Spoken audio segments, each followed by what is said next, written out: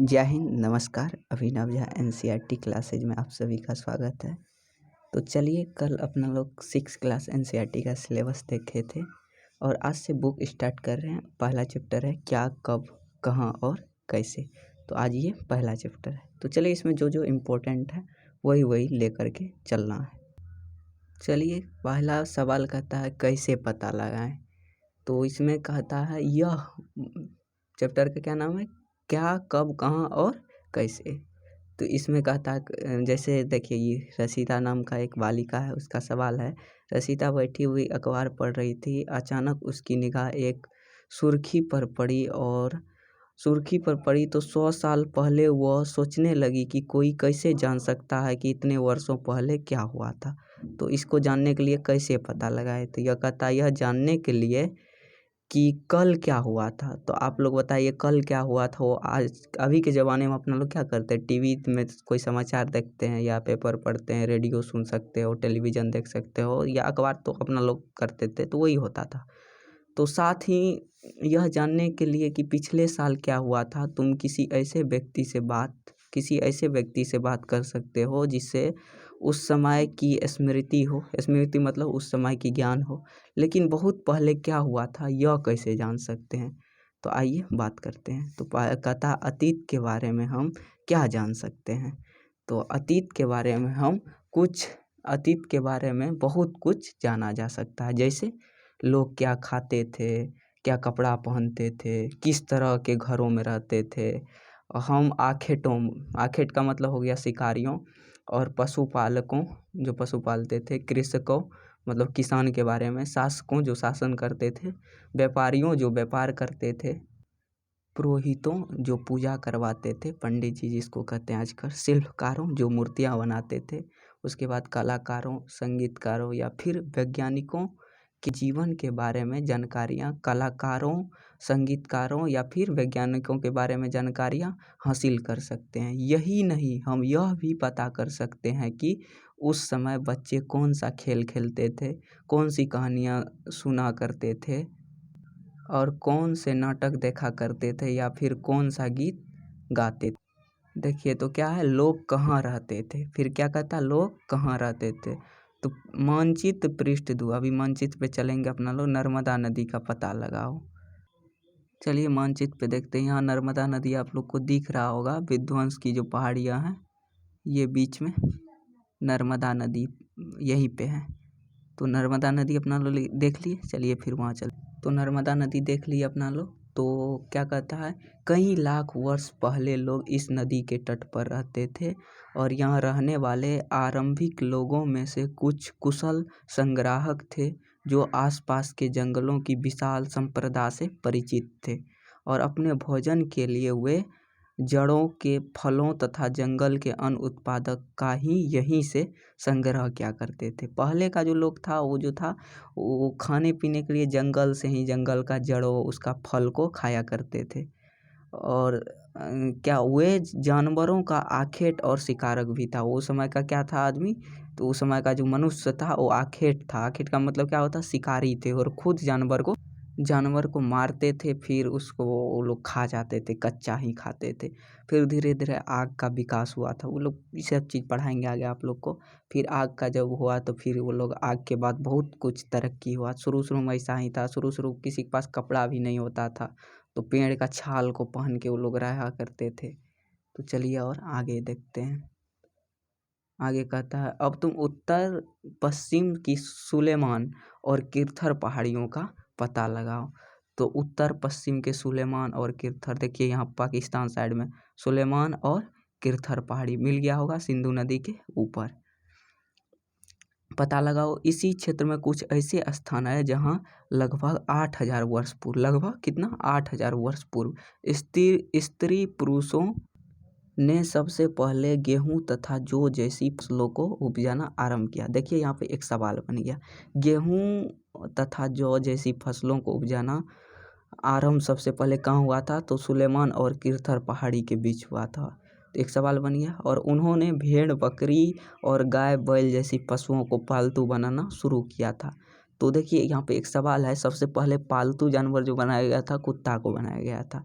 ये लोग गांव में रहते थे और उत्तर पूर्व में गारों तथा मध्य भारत में विध्वंस पहाड़ियों का पता लगाओ। देखिए विध्वंस पहाड़ियाँ जो है नर्मदा नदी के ऊपर है, ये मध्य प्रदेश में पड़ता है। तो देख लिया आप लोग, इंडिया में पड़ता है विध्वंस पहाड़ी। ये कुछ अन्य ऐसे क्षेत्र थे जहाँ कृषि का विकास हुआ था। यहाँ पे जो है मध्य प्रदेश में जो विध्वंस का पहाड़ी, वहाँ क्या हुआ था, कृषि का विकास हुआ था। जहाँ सबसे पहले चावल उपजाया गया वे स्थान विध्वंस के उत्तर में स्थित था। वे स्थान कहाँ स्थित था, चावल जो उपजाया गया था वो उत्तर प्रदेश इलाहाबाद में एक स्थान है जिसका नाम है कोल्डिवा, वहाँ पे सबसे पहले चावल का खेती हुआ था। चलिए आगे देखते हैं। तो यहाँ पे कहता है मानचित्र पर सिंधु तथा इसकी सहायक नदियों का पता लगाने का प्रयास करो। तो यहाँ पे देखिए, यहाँ पे हो गया, तो यहाँ पे हो गया सिंधु नदी। तो सिंधु नदी का सहायक क्या हो गया, सतलज हो गया, रावी हो गया, चेनाब हो गया, झेलम हो गया, ब्यास हो गया। ये सब क्या हो गया, ये सब हो गया सिंधु नदी का सहायक नदी हो गया। तो प्रयास करो। और सहायक नदियाँ उन्हें कहते हैं, तो यदि आप लोग से कोई पूछे सहायक नदियाँ किसे कहते हैं, तो देखिए सहायक नदियाँ उन्हें कहते हैं जो एक बड़ी नदी में मिल जाती है।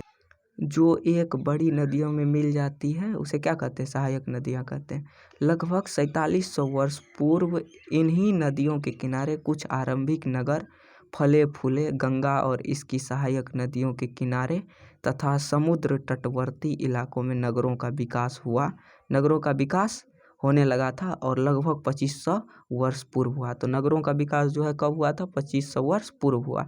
गंगा तथा इनकी सहायक नदी सोन का पता लगाओ। गंगा के दक्षिण में इन नदियों के आसपास का क्षेत्र प्राचीन काल में मगध जो वर्तमान बिहार में स्थित है। मगध कहाँ स्थित है, वर्तमान बिहार में स्थित है। मगध वर्तमान बिहार में स्थित है, नाम से जाना जाता था। इसके शासक बहुत शक्तिशाली थे। देखिए मगध जो था, 16 महाजनपद जो था उसमें सबसे शक्तिशाली कौन था, मगध था। मगध बहुत शक्तिशाली था, उसके पास बहुत धन दौलत, सैनिक, बहुत खतरनाक था मगध। तो शक्तिशाली थे ही, और उन्होंने एक विशाल राज्य स्थापित किया और देश के अन्य हिस्सों में भी ऐसे राज्यों की स्थापना होने लगी। जैसे मगध हुआ, उसके बाद जो उधर आंध्र प्रदेश तरफ भी था, बहुत शासन अपना किए थे, बंगाली था। तो लोगों ने सदैव उपमहाद्वीप के किनारे हिस्से से दूसरे हिस्से तक यात्रा की। लोगों ने क्या किया, सदैव उपमहाद्वीप के एक हिस्से से दूसरे हिस्से तक का यात्री की। कभी कभी हिमालय जैसे ऊंचे पर्वत, पहाड़ियों, रेगिस्तान, नदी तथा समुद्रों के कारण यात्रा जोखिम भरी होती थी। खैर ये है, देखिए समुद्री जो पहाड़ी इलाका में यात्रा जो है जोखिम हो ही जाए, फिर भी यात्रा करने के लिए असंभव नहीं था। अतः मगध का सेना फिर भी यात्रा कर लेता। अतः कभी लोग काम की तलाश में तो कभी प्राकृतिक आपदाओं के कारण एक स्थान से दूसरे स्थान जाया करते थे। क्या करते थे, यदि कहीं बाढ़ हो गया या कोई काम लग गया तो एक स्थान से दूसरे स्थान जाया करते। अभी भी कोई काम लगता है तुरंत जाते हैं, बस स्टॉप या ट्रेन, हवाई अड्डा। अभी तो बहुत विकास हो चुका है तो चल जाते हैं, पहले तो इतना नहीं था। और कभी कभी सेनाएं दूसरे क्षेत्र पर विजय हासिल यानी जीतने के लिए, हासिल करने के लिए जाती थी। और इसके अतिरिक्त व्यापारी कभी कभी काफिले में तो कभी जहाज़ों में अपने साथ मूल्यवान वस्तुएं लेकर एक स्थान से दूसरे स्थान जाते थे।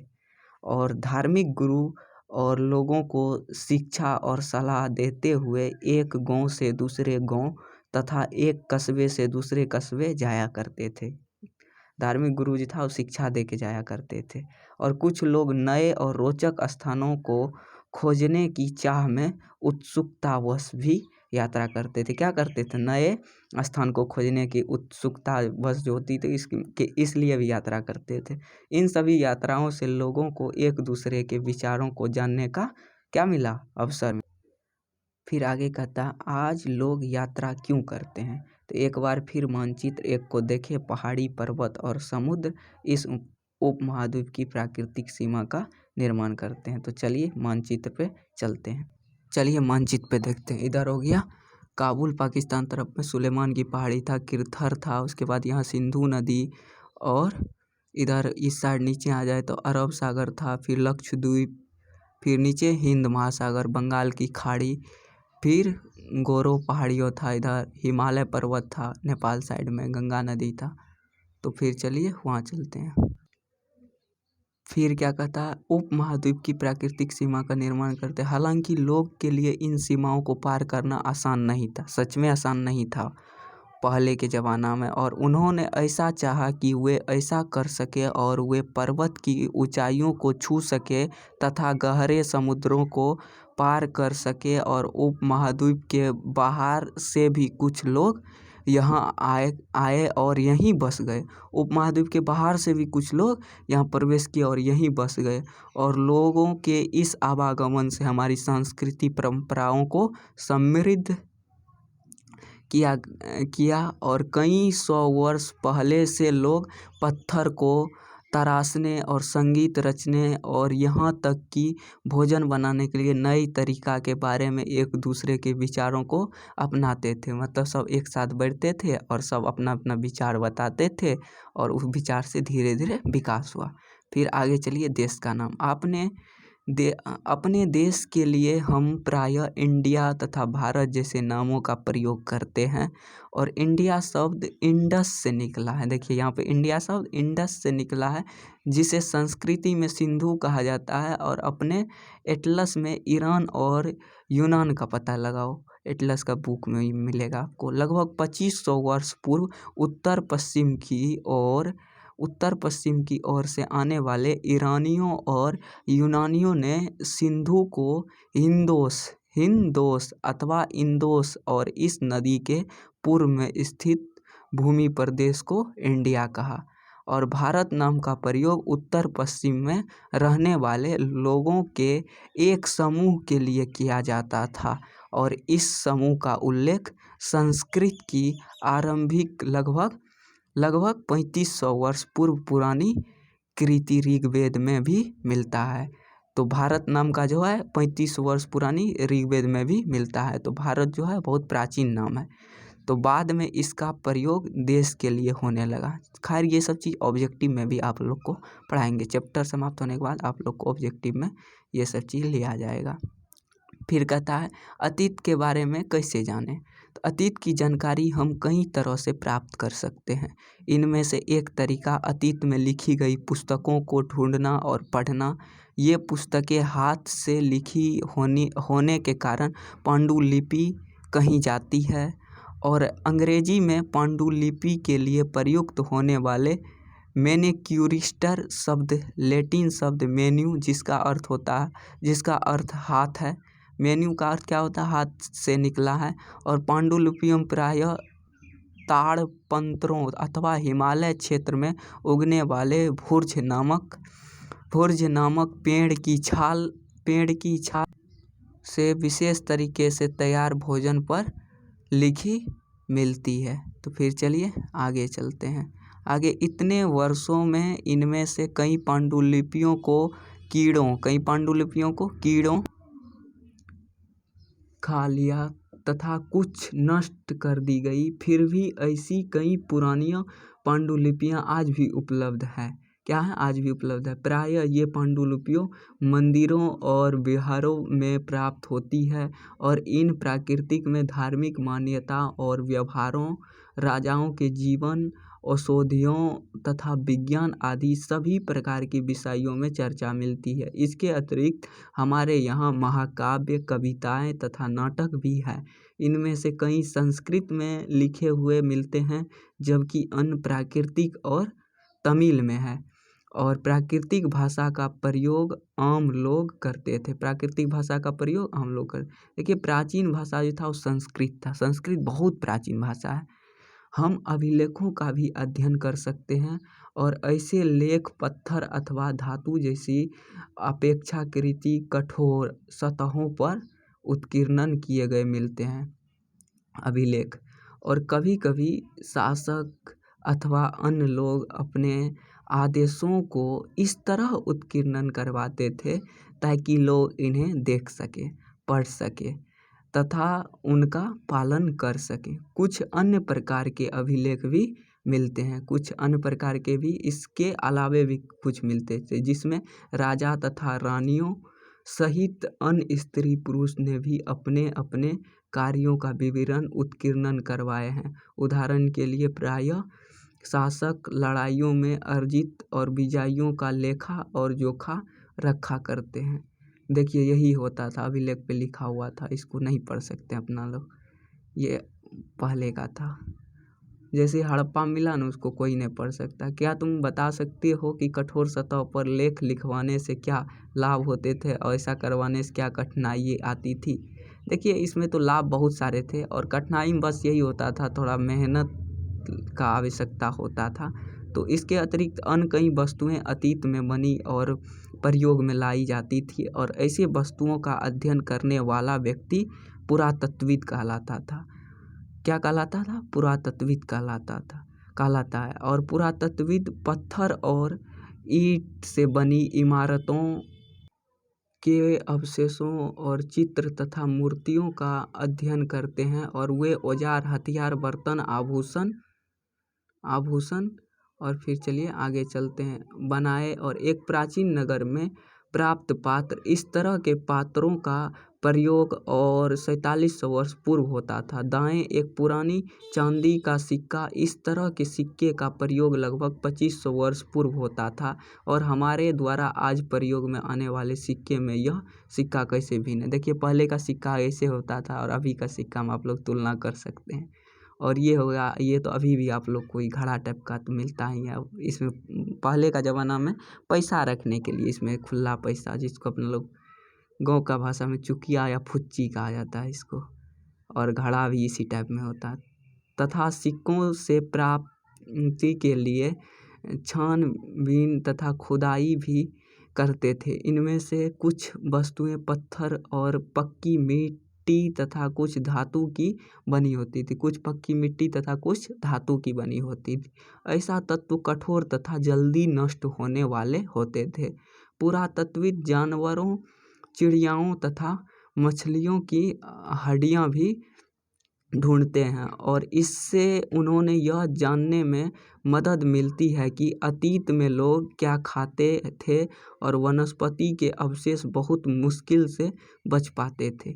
यदि अन्य के दाने अथवा लकड़ी के टुकड़े जल जाते हैं तो वे जले हुए रूप में बचे रहते हैं।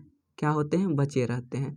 देखिए अब पता लग गया पहले लोग क्या क्या खाते थे। मछली का हड्डी मिला और ये सब मिला, तो इससे पता चल जाता पहले का लोग का रहन सहन क्या था। क्या पुरातत्वविद को बधुआ कपड़ों में अवशेष मिले होंगे? देखिए अब आगे अपना लोग देखते हैं। तो पांडुलिपियों, अभिलेखों तथा पुरातत्वविद से ज्ञात जानकारियों के लिए इतिहास प्रायः स्रोत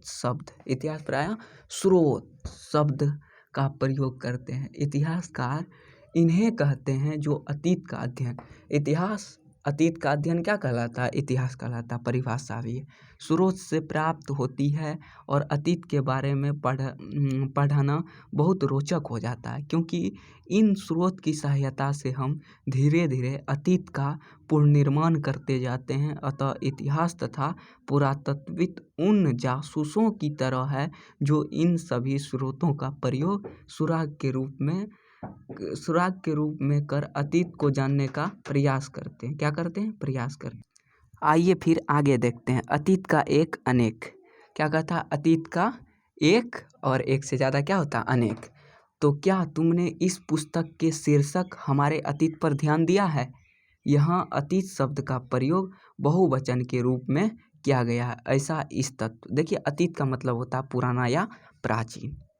तो चलिए आगे देखते हैं कि और ध्यान दिलाने के लिए किया गया है कि अलग अलग समूह के लिए लोगों के लिए इस अतीत अलग अलग मायने थे। उदाहरण के लिए पशुपालकों अथवा कृषकों का जीवन और राजाओं तथा रानियों के जीवन से तथा व्यापारियों का जीवन, शिल्पकारों का जीवन से भी बहुत भिन्न भिन्न था। देखिए अभी भी भिन्न भिन्न होता है। जो व्यापारी रहता है उसका रहन सहन अलग होता है, राजा का अलग होता है, जो किसान होता है सबका अलग होता है। तो अभी भी वैसा ही होता है जैसा कि हम आज भी देखते हैं। और उस समय भी देश के अलग अलग हिस्सों में लोग अलग अलग व्यवहार और रीति रिवाजों का पालन करते हैं। वैसा अभी भी है। जैसे आप देख सकते हैं दक्षिण भारत का रीति रिवाज अलग है और अपना उत्तरी बिहार का अलग है, बिहार का अलग है। तो वैसा ही अलग होता है, वो लोग का भाषा भी थोड़ा अलग हो जाता है। जैसे आप लोग आंध्र प्रदेश में जाइएगा तो तेलुगु भाषा चलता है, अपना बिहार में भोजपुरी है, मैथिली है, तो अजीब अजीब है। तो सबका पहले भी अलग था, अभी भी था। तो उस समय भी देश के अलग अलग हिस्से में लोग अलग अलग व्यवहार और रीति रिवाज का पालन करते थे। उदाहरण के लिए आज भी अंडमान द्वीप के अधिकांश लोग अपना भोजन मछलियां पकड़कर ही शिकार करके तथा फल फूल के संग्रह द्वारा प्राप्त करते थे। इसके विपरीत शहर में रहने वाले लोग खाद्य आपूर्ति के लिए अन्य व्यक्तियों पर क्या थे, निर्भर करते थे। और इस तरह के भेद अतीत में भी विद्यमान थे। जो भेद अतीत में थे वो आज भी है। और इसके अतिरिक्त एक अन्य तरह का भेद है, और उस समय शासक अपनी विजयों का लेखा जोखा रखते थे, और यही कारण है कि हम उन शासकों तथा उनके द्वारा लड़ी जाने वाली लड़ाइयों के बारे में, पहले भी लड़ाइयाँ होती थी, युद्ध होती थी, काफ़ी कुछ जानते हैं। जबकि शिकारी, मछुआरे, संग्राहक, कृषक अथवा पशुपालक जैसे आम आदमी प्रायः अपने कार्यों का लेखा जोखा नहीं रखते थे। तो पुरातत्व की सहायता से हमें उनके जीवन को जानने में क्या होता है, मदद मिलती। हालांकि अभी भी इसके बारे में बहुत कुछ जानना शेष है। क्या है, अभी भी उसके बारे में बहुत कुछ जानना क्या है, शेष मतलब बाकी है। तो तिथियों का मतलब, अगर कोई तुमसे तिथि का विषय में पूछे तो तुम शायद उस दिन की तिथि, तारीख, माह और वर्ष की 2000 या इसी तरह का कोई और वर्ष बताओगे। देखो अभी भी कोई आज अपना लोग से या आप ही लोग से कोई तिथि पूछे तो आज का डेट बता देगा। जैसे आज हो गया 14 तारीख और मई, 14 मई 2022, तो यही बताओगे। तो लेकिन उस समय ऐसा नहीं था। इसी तरह का कोई और वर्ष बताओगे, लेकिन वर्ष की तरह गणना ईसाई धर्म प्रवर्तक ईसा मसीह, देखो वर्ष का जो गणना है ईसाई धर्म प्रवर्तक था ईसा मसीह, उसी का जन्म पर हुआ, उसकी जन्म की तिथि से की जाती है। अतः 2000 वर्ष पहले का तात्पर्य ईसा मसीह का जन्म के 2000 वर्ष के बाद से है। और ईसा मसीह का जन्म के पूर्व की जो सभी तिथियां हैं वो ईसवी पूर्व है, और बाद का ईसा बाद के क्या हो गया, ईसवी, और जन्म से पहले का ईसवी पूर्व, ईसा से पहले के रूप में जानी जाती है। और इस पुस्तक में हम 2000 को अपना आरंभिक बिंदु मानते हुए भी वर्तमान से पूर्व तक की तिथियों का उल्लेख करेंगे। तो आइए आगे देखते हैं, आगे क्या कहता है।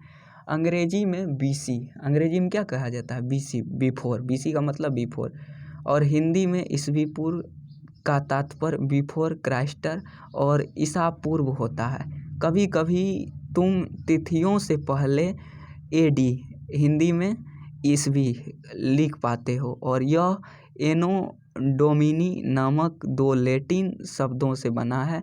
इसका तात्पर्य होता है ईसा मसीह के जन्म के वर्ष से।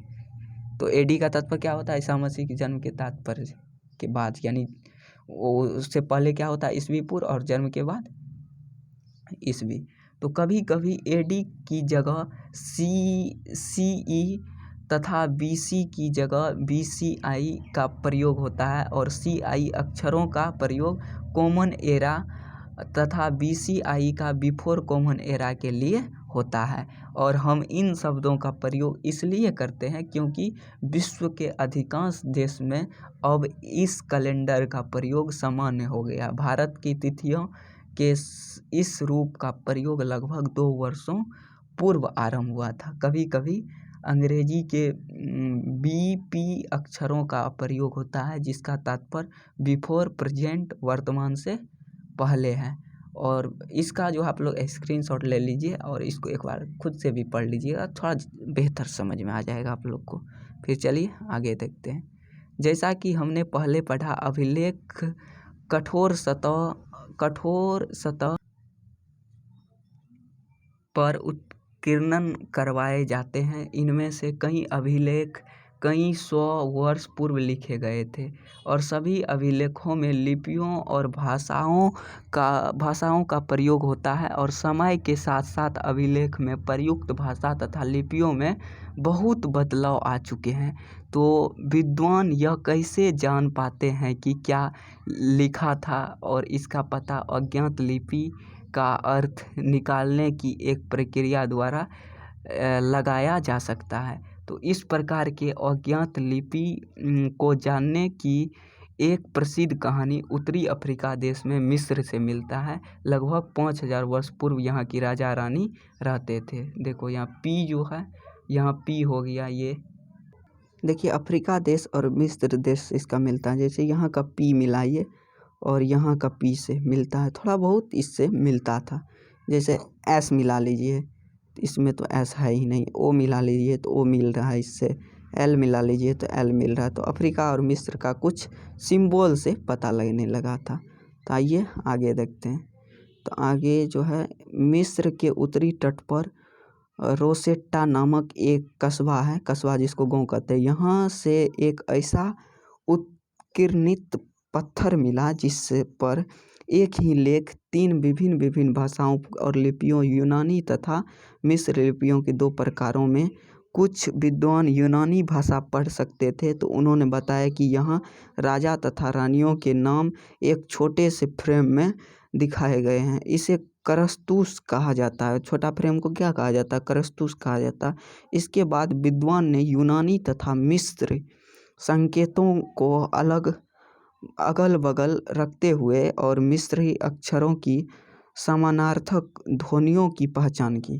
जैसे तुम देख सकते हो, यहाँ एक अक्षर के लिए शेर तथा ए अक्षर के लिए चिड़िया के चित्र बनाए हैं। यहाँ पे आप लोग देख लीजिए, चिड़िया का चित्र बनाए हुए हैं। ए में चिड़िया बनाया हुआ है, तो चिड़िया का चित्र बने हैं। एक प्रकार जब उन्होंने यह जान लिया कि विभिन्न अक्षर के लिए प्रयुक्त हुए हैं, तो वे आसानी से अन्य अभिलेखों को पढ़ सकें। तो चलिए आज का चैप्टर इतना ही समाप्त हो गया, पहला चैप्टर। कल इसका जो होगा इम्पोर्टेंट ऑब्जेक्टिव मैं लाऊंगा। और आप लोग जो चैनल को सब्सक्राइब नहीं किए, सब्सक्राइब कर दीजिए और वीडियो को देखिए और कैसा लग रहा है। जो भी आपको थोड़ा बहुत लग रहा है ये होना चाहिए, तो आप कमेंट कीजिए, मैं ज़रूर सुधार करूँगा। चलिए, जय हिंद, धन्यवाद। आप लोग कल मिलते हैं। चैनल को सब्सक्राइब कर दीजिएगा। ठीक है, धन्यवाद, बाय।